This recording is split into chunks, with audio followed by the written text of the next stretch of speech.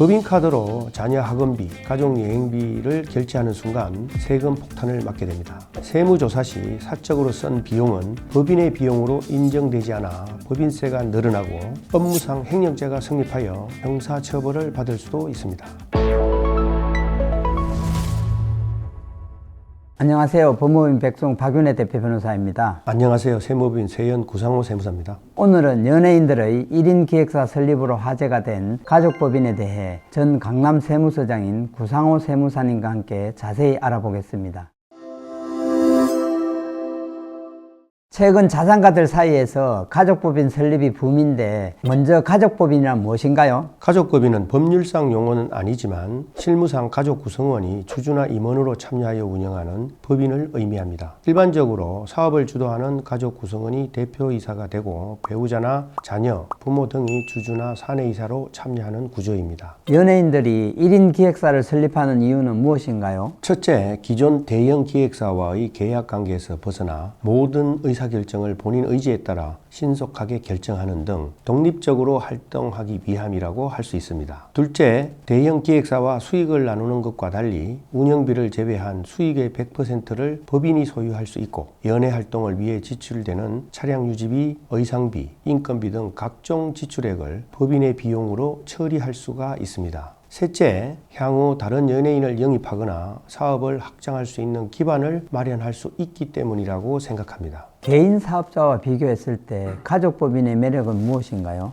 핵심은 세율의 마법과 소득의 분산입니다. 개인은 최고 45%의 소득세를 내야 하지만 법인은 이익 2억 원 이하까지는 10%, 200억 원 이하까지는 20%의 낮은 세율이 적용됩니다. 또한 배우자 자녀를 주주나 임직원으로 등록하면 소득이 분산되어 전체 세금을 낮출 수가 있습니다. 자녀가 주주인 법인에 유망한 사업 기회를 주거나 부동산을 사게 하면 나중에 자산 가치가 올랐을 때 그 이익은 고스란히 자녀의 몫이 됩니다. 부모가 직접 키워 정려할 때 내야 할 막대한 정려세나 상속세를 원천적으로 차단하는 효과가 있습니다. 최근 차모 씨나 항모 씨가 법인을 활용해 탈세를 했다는 뉴스가 화제였는데 구체적인 내용을 설명해 주시기 바랍니다. 차모 씨는 실체가 없는 법인을 통해 소득을 관리하며 개인 소득세율보다 낮은 법인세율을 적용받으려다 그에게 세금을 추징받았습니다. 항모 씨는 법인 명의로 매입한 빌딩을 매각하여 시세 차익을 얻는 과정에서 세금 누락 의혹과 법인자금 횡령 혐의로 징역형을 선고받았습니다. 즉, 연예인들은 통상 계약과 매니저 등 본인의 연예 활동을 전담하는 대형 기획사가 있음에도 별도의 1인 기획사를 설립하여 출연료를 법인이 수령하게 하고 가족을 임직원으로 처리하여 급여를 지급하는 방식은 전형적인 가족법인 탈세 모델입니다. 법인 자금을 개인적으로 쓰면 어떤 문제가 생기나요? 법인카드로 자녀 학원비, 가족 여행비를 결제하는 순간 세금 폭탄을 맞게 됩니다. 세무조사 시 사적으로 쓴 비용은 법인의 비용으로 인정되지 않아 법인세가 늘어나고 해당 금액은 배당 또는 상여로 처리되어 개인 소득세까지 추가됩니다. 여기에 가산세까지 붙으면 쓴 돈보다 세금이 더 많아지는 상황이 됩니다. 그리고 법인은 주주와 별개의 법적 실체이므로 사적으로 사용하면 업무상 횡령죄가 성립하여 형사처벌을 받을 수도 있습니다.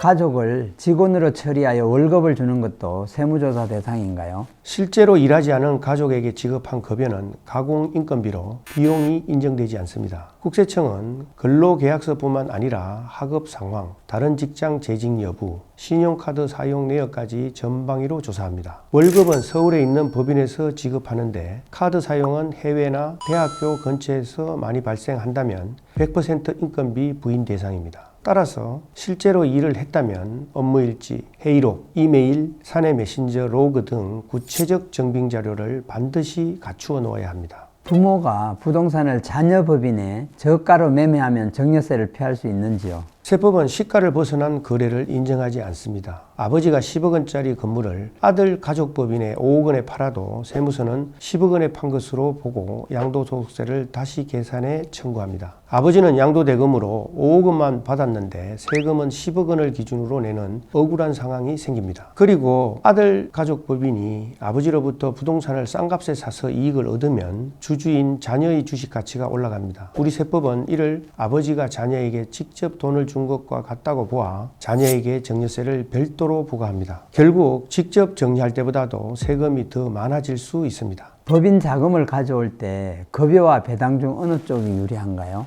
급여는 법인 비용으로 처리되어 법인세를 줄이지만 개인에게 높은 소득세와 건강보험료 부담이 생깁니다. 배당은 법인세 절감 효과는 없지만 연간 2천만 원 이하라면 건강보험료 추가 부담이 없고 분리과세로 종결되어 고소득자에게 유리할 수 있습니다. 따라서 법인세율이 높은 구간에서는 급여로 비용 처리를 하는 것이 유리하며 자녀에게는 정기적 배당을 통해 합법적인 자산 형성의 기회를 주는 것이 미래 상속세 재원 마련에도 도움이 됩니다. 즉, 급여와 배당을 적절하게 섞어서 받는 것이 베스트입니다. 오늘 구상호 세무사님과 함께 가족법인에 대해 알아봤습니다. 끝으로 더 하실 말씀이 있으신지요? 가족법인은 적절히 활용하면 합법적인 절세와 사업구조 개선에 도움이 됩니다. 하지만 단순히 세금을 줄이기 위한 목적으로 형식적인 법인을 만들거나 법인 자금을 개인적으로 사용하면 큰 문제가 될 수 있습니다. 영상이 도움이 되셨다면 구독과 좋아요, 알림 설정도 부탁드립니다. 감사합니다.